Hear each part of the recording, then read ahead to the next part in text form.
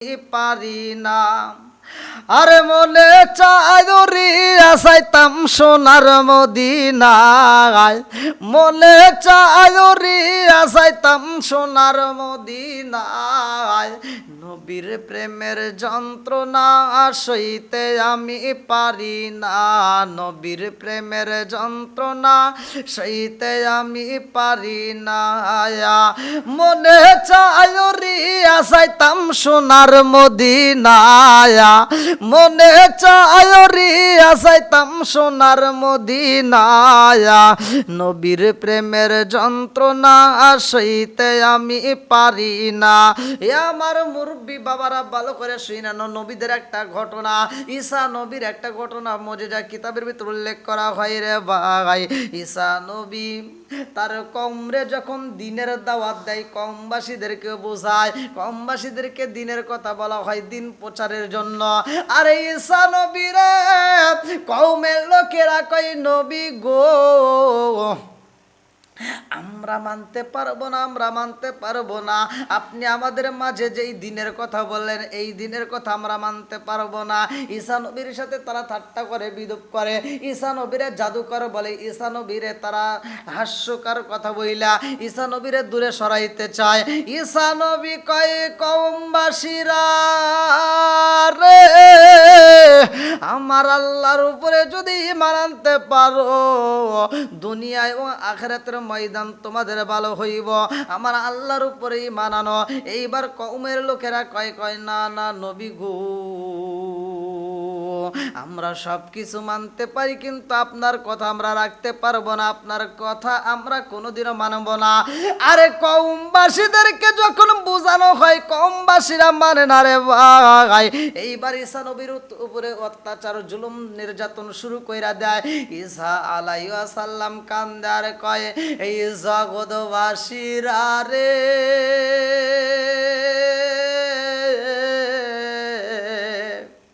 তোমরা পারবানি পারবানি আমাকে আমার আল্লাহর দিন প্রচারের জন্য সাহায্য করতে, এমন কেউ আসনি আমাকে সাহায্য করতে পারবানি। আরে ঈসা আলাইহিস সালাম যখন সাহায্য চায় আমার মুরব্বী বাবারা হাউরিগণ এইবার তাকে সাহায্য করার জন্য কথা দেয় নবী গো আমরা কিছু লোক আপনারে ভালোবাসি গো নবী, আমরা কথা দিলাম আপনাকে আমরা সাহায্য করব, আপনি আপনার রবের দিন প্রচার করবেন, আপনাকে আমরা সহযোগিতা করব, আপনারে সাহায্য করব। আরে আল্লামা তাফসিরে ইবনে কাসির রাহমাতুল্লাহ আলাইহি একটা ঘটনা উল্লেখ করে রে ভাই। তাফসিরে আল্লামা ইবনে কাসির রাহমাতুল্লাহ আলাইহির একটা ঘটনা ভালো করে শুইনা নাও। ঈসা নবীকে আমার আল্লাহ এমন একটা মুজিজা দান করছে, প্রত্যেকটা নবীদেরকে আমার আল্লাহ মুজিজা দান করছে। ঈসা নবীর মুজিজা ছিল তিনি মৃত মানুষরে জীবিত করত। আমার মুরব্বী বাবারা ও সোনার যুবকের দলেরা মৃত মানুষকে জীবিত করত। নূহ আলাইহিস সালামের সন্তান শামকে জীবিত করা হয় রে ভাই। নূহ আলাইহিস সালামের সন্তান শাম যখন জীবিত হইয়া আরে বাহির হইয়া ঈসা আলাইহিস সালামের সামনে দাঁড়াইছে, মাথার চুলগুলো টাইনা রে ভাই, মাথার চুলগুলো এরকম ভাবে ঝাড়ু দেয়, মাথার চুলটা ঝাড়ু দিতে দিতে ঈসা নবীর কাছে সামনে দাঁড়াইয়া বলে নবী গো ও নবী গো আমারে কেন আপনি ডাকছেন? ঈসা নবী কয় শাম ও শাম তোমার মাথার চুলগুলো পাইকা গেছে রে শাম, ও শাম তোমার মাথার চুলগুলো পাকা আর তুমি কেন হাঁপাইতেছো? আমার মুরব্বী বাবা ও সোনার যুবকের দলেরা ভালো করে শুইনা নাও। এই মুহূর্তে যদি তুমি 5 কিলো 2 কিলো রাস্তা যদি তুমি হাইটে আসো, এই 2 কিলো রাস্তা যদি তুমি দৌড়াইয়া যদি এই মাহফিলের ভিতরে বইসা যাও তাইলে তোমার ভিতরে হাঁপানি শুরু হবে, পেরেশানির ভাব লাগবে। আর যদি কোনো ব্যক্তি 2 কিলো রাস্তা হাইটা যদি দাঁড়ায় তার ভিতরেও কষ্ট হবে, বসলেও কষ্ট হইব। আরে শাম নূহ আলাইহিস সালামের সন্তানের শাম ঈসা আলাইহিস সালামের সামনে দাঁড়াইয়া এরকম ভাবে হাঁপাইতেছে রে ভাই, হাঁপাইতেছে, শুধু জোরে জোরে হাঁপাইতেছে। ঈসা নবী কয় সামনে তোমার এত কষ্ট হয় কারণটা কি? এই মুহূর্তেই তো তুমি কবর থেকে উঠা দাঁড়াইছো। শাম কান্দে আর কয় নবী গো, ও নবী গো, আমি কেন এরকম ভাবে হাঁপাইতেছে, আমার কষ্ট হয়। আপনি নবী কথা বলেন কত সুন্দর করে, কিন্তু আমি কথা বলতে পারি না, আমার কথা বলতে গেলে আমার কষ্ট হয়। ঈসা আলাইহিস সালামের সামনে তার কওমের অনেক লোকজন উপস্থিত। ঈসা নবী এইবার তাদের সামনে প্রশ্ন করে, সামরে তোমার কেন কষ্ট হয়, কারণটা কি? ও শাম, তোমার মাথার চুলগুলো কেন পাইকে গেছে? তুমি তো কাঁচা চুল নিয়ে কবরে গেছো। শাম কান্দার কয় নবী গো, ও নবী গো, আমার চুলটা সাদা ছিল না গো নবী, আমার চুল ছিল কালো, অথচ আজকে আমার চুলগুলো সাদা। কারণ জানেননি? ঈসা আলাইহিস সালাম বলে কারণটা কি? ও শাম, তোমার মাথার সবগুলো চুল পাইকা সাদা হয়ে গেছে রে। শাম কান্দে আর কয় নবী গো, আমার মাথার চুলগুলো পাইকে গেছে একটা মাত্র কারণ, আমি কিয়ামতের দিনের কথা আমি স্মরণ করে আখিরাতের ময়দানকে চিন্তা করে গো নবী, আমার মাথার চুলগুলো পেকে গেছে, আমি আখিরাতের চিন্তা করে আমার মাথার চুলগুলো পাইকে গেছে গো নবী, আমার চুলগুলো আর কাঁচা নাই, কালো নাই, সব চুলগুলো আমার পেকে গেছে। আরে ঈসা নবী কই সামরে, ও শাম, আখিরাতের চিন্তা করে তোমার মাথার চুলগুলো পাইকে গেছে কিয়ামতের কথা স্মরণ করে। সামরে আমি নবী জানতে চাই তুমি কথা বলতেছো তোমার কষ্ট হয় কারণটাকে? শাম কান্দে আরে কই নবী গো, প্রত্যেকটা মানুষই তো মরণশীল, কুল্লু নাফসিন যায়িকাতুল মাউত,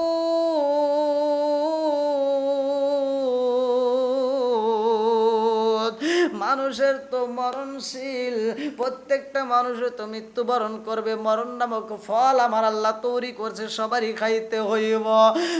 নবী গো, আজকে আমি হাঁপাইতেছি, আজকে আমি আতঙ্ক, আমার ভিতরে দরপর শুরু হয়ে গেছে, আমি দরপর করে আমি এইখানে দাঁড়ায় কথা বলতেছি। নবী গো, এর কারণ হইছে গো নবী, আমার মরণের সময় যেই কষ্ট হইছে গো নবী, আমার মৃত্যুর সময় যেই আযাব হইছে, যেই কষ্টটা হইছে, এই আযাব আজও পর্যন্ত আমি এই মৃত্যুর ভয়ে কান্না করতেছি, আজও পর্যন্ত আমার ভিতরে ধরপর, আমার ভিতরে কপন এখনো থামে নাই।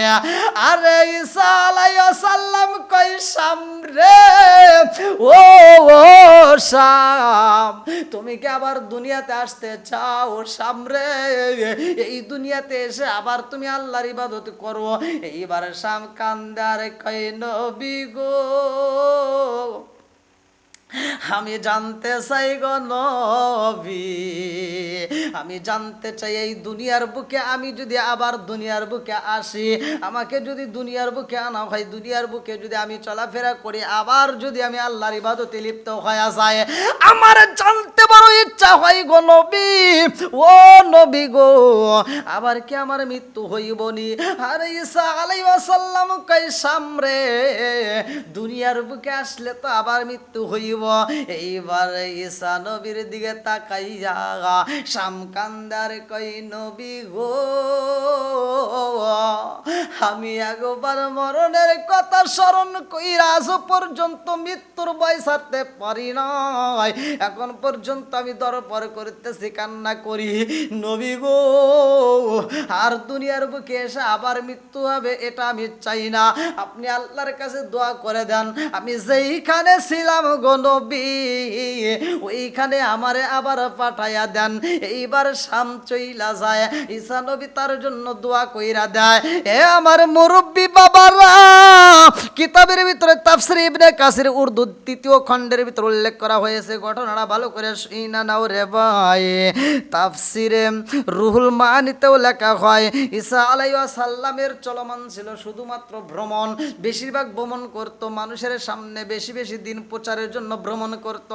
একদিন ঈসা নবী এইবার সামনে বিদায় দেওয়ার পর ঈসা নবীর কওমের লোকেরা কয়, নবী গো আপনি কেমন মানুষ বুঝে আসে না, আপনি মৃত মানুষকে জীবিত করলেন, আমরা বুঝা পালাইছি, আপনার মতো জাদুকর বুঝি আর একটাও হতে পারে না। আর ঈসা নবী কান্দে, কওমরে বুঝাইতে পারে না, আমি তো জাদুকর না রে, আমি তো তোদের মাঝে আমার মালিকের দিন প্রচার করি, আমি তো আল্লাহর দিনের কথা বলি। এইবার ঈসা নবী রওনা দিছে রে ভাই। এমন একটা কবরস্থানের পাশ দিয়ে যাওয়ার সময় একজন মহিলা, আরে ওই মহিলাটা কবরের পাশে হাউমাউ করে আউলাকে সে পাগলে বেশে চোখের পানি পালাইয়া কান্দে আর বুকটা তাপড়ায়। ঈসা নবী যাওয়ার সময় এইবার মহিলাটার কান্দন দেখে সহ্য করতে পারে না। এইবার ঈসা আলাইহিস সালাম কয়, মা গো ও মা, তুমি কবরস্থানের পাশে কেন তুমি চোখের পানি পালাইয়া কান্দো, কারণটা কি? আরে মহিলাটা নবীর দিকে তাকায় কান্দে আর কয়, ও নবী গো, আমি কেন কান্দি গো নবী, আমি কেন কান্দি আপনাকে তো আমি বুঝাইতে পারবো না। ঈসা আলাইহিস সালাম কয়, মা রে তুমি এমন ভাবে চোখের পানি ফালাও, তোমার কান্দন দেখে তো আমি সহ্য করতে পারি না, আমি জানতে চাই তুমি কেন কান্দো। আরে মহিলাটা কান্দার কয়, নবী গো ও নবী, আমার মতো হতভাগা, আমার মতো কপাল পুরা বুঝি এই জগতে আর কে হই নাই, আমার মতো দুঃখী বুঝি এই জগতে আর কে হই নাই, আমি কেন কান্দি গো নবী। এই কথা আপনাকে বলে আমার কোনো লাভ হইব না, কারণ আমার ভিতরে যেই কষ্ট রয়ে গেছে গো নবী, এই সমাধান পৃথিবীর বুকে কোনো মানুষ করতে পারবে না। ঈসা আলাইহিস সালাম কান্দে আর কয়, মা গো ও মা, কেন তুমি চোখের পানি ফালাইয়া কান্দো, কারণটা কি? কি ঘটনা ঘটে গেছে কবরস্থানের পাশে কেন কান্দো? ও মা, তুমি তো বাড়ির মধ্যে বসে কাঁদতে পারো রে মা, তুমি তো ঘরের ভিতরে কাঁদতে পারো, তুমি কেন কবরস্থানে আইসা কান্দো চোখের পানি ফালাইয়া, কারণটা কি? এই মহিলাটা কান্দে আর কই, নবী গো ও নবী, আমি কবরস্থানের সামনে কেন কান্দি জানেননি? আমি যেই কবরের পাশে বৈশা বৈশা কান্দি গো নবী, এই কবরের ভিতরে কে আছে জানেননি? কে আছে? ঈসা আলাইহিস সালাম কয়, মা গো এই কবরের ভিতর কে আছে? এই মহিলাটা কান্দার কয়, নবী গো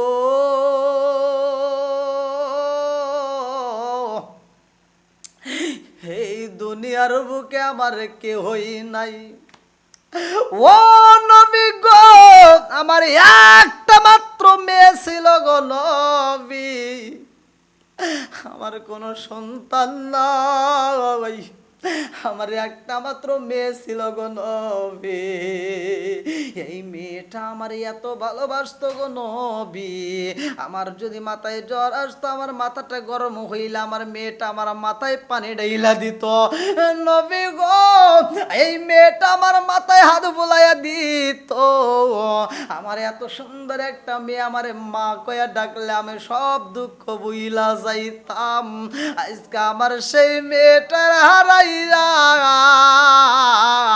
আমি জনম দুখনি মা পাগল পারা হইয়া আমি কবরস্থানে বৈশা বৈশা কান্দি বলে আর কি কান্দে কোনো লাভ হইব নি আর কি কানলে কোনো লাভ হইব নি এই মা কান্দে আর কই নবী গো আমি জানি কানলে লাভ হইব না গো নবী তারপরেও আমি কবরস্থানের পাশে বসে বসে কান্দি আর মালিক রে জানাই ও মালিক রে তোমার নীলাকালা বোঝা যায় না তুমি আমার একটা সন্তান দান কইরা দিলা রে আল্লাহ আমার কেনই বা তুমি চিনিয়া নিলা ও মালিক আমার মেয়েটারে তুমি যদি ফিরাইয়া দিতে নাই পারো আমি যতদিন বাঁচব আমার মেয়েটার কবরস্থানের বৈশা বৈশা বাকি জীবনটা কবরস্থানের পাশে চোখের পানি পালাইয়া কানবো আমার মালিকের জন্য আমার এখান থেকেই নিয়ে যায় আর কারে ডাকিব মাগো মা বলিয়া মাইসে জামাইসে রে গেল জনমের লাগিয়া আর কারে ডাকিব আর কারে ডাকিব মাগো মা বলিয়া মাইসে জামাইসে রে গেল জনমের লাগিয়া আর কারে ডাকিব হায় হায় রে কি ব্যথা পাইয়া মাগো আমায় সেরে গেল কি ব্যথা পাইয়া মাগো আমায় সেরে গেল মুখ খুলিয়া একবার মায়ে আমার নিকল কি ব্যথা পাইয়া মাগো আমায় সেরে গেল মুখ খুলিয়া একবার মায়ে আমার নিকল মনের কথা মনে মায়ে রাখলো সাপাইয়া আর কারে ডাকিব আর কারে ডাকিব মাগো মা বলিয়া মাইসে জামাইসে রে গেল জনমের লাগিয়া আর কারে ডাকিব আর কারে ডাকিব মাগো মা বলিয়া মাইসে জামাইসে রে গেল জনমের লাগিয়া আর কারে ডাকিব বন্ধুরা রে আমার মার মতো ভালোবাসার মানুষ আর কেউই হইতে পারে না মায়ের মতো ভালোবাসার মানুষ আর পৃথিবীতে তালাশ কইরা পাওয়া যায় না মেয়ে মারা গেছে দুনিয়ার মুখে মা সইতে পারে না রে ভাই ঈসা নবী কয় মারে আর চোখের পানি ফালায় কান্দো না বাড়িতে চইলা যাও এই মহিলাটা কান্দে আর কয় নবী গো আপনি আমারে বাড়িতে যাইতে বলেন নবী গো আমি তো একদিন নয় 2 দিন নয় গো নবী আমার মেয়ে মারা যাও আমি যতদিন বাঁচবো গো নবী ততদিন বাকি জীবনটা কবরস্থানের পাশে বৈশা বৈশাই আমি চোখের পানি ফালাইয়া কাঁদবো ঈসা আলাইহিস সালাম কই মারে ও মা এই মেয়েটাকে যদি আমি তোমার কাছে ফিরিয়া দেই এই মেয়েটাকে যদি আবার এই মুহূর্তে জীবিত করা হয় তাইলে কি তুমি বাড়িতে যাইবা মা কান্দে আর কই নবী গো আমার মেয়েটা আবার ফিরা যাইব নি আমার মেয়েটা কি আমার একটাবার মা কয়া ডাকবে নিয়ে ঈসা আলাইহিস সালাম কই মা রে ও মা আর চোখের পানি ফালাইও না রে মা আমি বইলা দিলাম রে মা এই মেয়েটা তোমার কাছে আসবে তোমারে মা কয়া ডাকবে তুমি বাড়িতে যাইবা নি মা জননী কান্দে আর কই নবী গো আমার মেয়েরে যদি আমি দেখতে পারি আমার মেয়ে যদি ফিরে আসে আমার নারী সিরা দম যদি আমার বুকে একবার আসে গো নবী আমি কথা দিলাম আমি বাড়িতে চইলা যাব ঈসা আলাইহিস সালাম বলে মা রে ও মা তোমার মেয়েটার নাম কি, তোমার মেয়েটার পরিচয় দাও। এইবার মা জননী যখন মেয়েটার নাম বইলা দেয়, ঈসা নবী ডাক মারছে, আল্লাহর বান্দি। যখন মেয়েটার নাম ধরে ডাকে দেওয়া হয়, সাথে সাথে কবরটা নাড়া দেয়। মা জননী তাকায় কান্নার কই, নবী গো, এতদিন আমি কবরস্থানের পাশে বইয়া বইয়া চোখের পানি পালায়া কানলাম গো নবী, কোনদিন তো কবর নাড়া দেয় নাই, আজকে কেন এই কবরটা নাড়া দেয়? কবর যখন তরতর করে কাঁপুনি শুরু হয়ে গেছে, ঈসা নবী দ্বিতীয় ডাক মারছে, এইবার কবরটা আস্তে করে ব্রাস্ট হয়ে গেছে। মা জননী তাকায়া দেখে ঈসা নবী কয়, কুম বিইজনিল্লাহ, কুম বিইজনিল্লাহ, কুম বিইজনিল্লাহ, দাঁড়ায়া যাও, আল্লাহর হুকুমে দণ্ডায়মান হও। আরে মেয়েটার নাম দইরা যখন ঈসা নবী বলেছে কুম বিইজনিল্লাহ, দাঁড়ায়া যাও আমার মালিকের হুকুমে, মেয়েটা দাঁড়ায়া কান্দে আর কয়, নবী গো,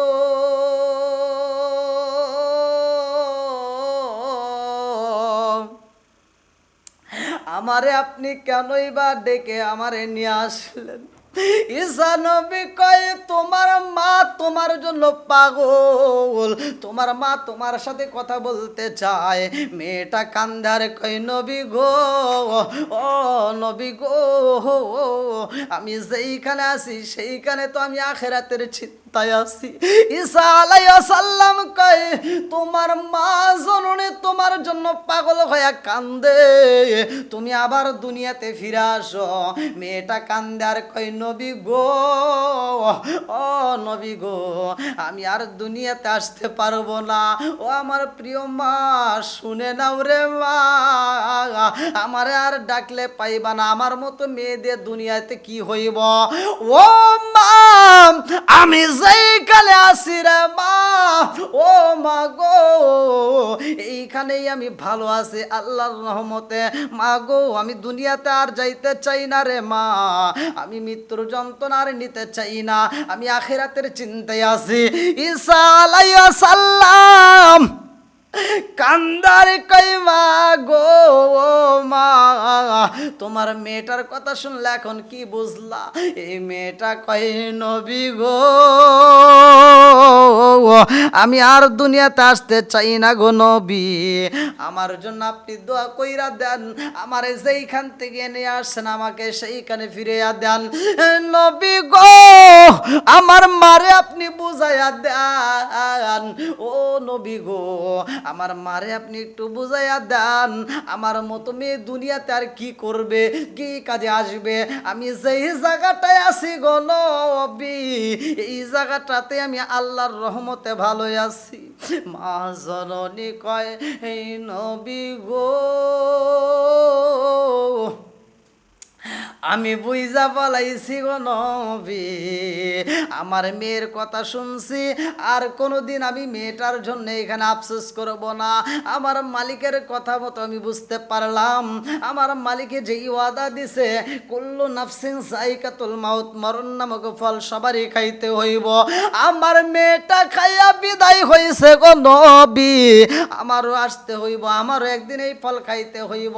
আমি বাকি জীবনটা আমি মালিকের দরবারে চোখের পানি পালাইয়া কানবো, বাকি জীবনটা আমি কাটাইয়া দেব মালিকের ইবাদত করে, আর কোনোদিন আপনার সাথে এরকম পাগলামির কথা আর বলবো না।